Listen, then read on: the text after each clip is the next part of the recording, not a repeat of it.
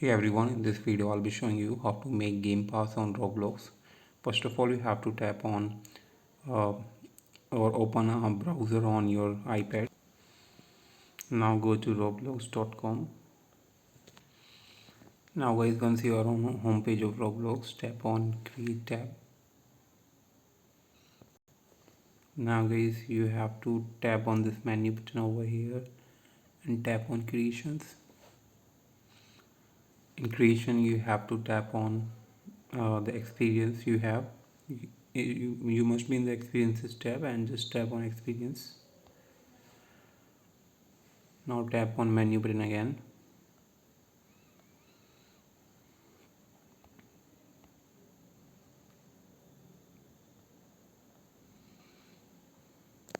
And from menu you have to scroll down, and under the monetization you will see passes option. Tap on it, and here you can create your own game pass. Tap on create a game pass, enter the name of the game pass, description, and tap on pass button, create pass button. Once you create your own game pass, just tap on new game pass that you have created, and now tap on menu button again.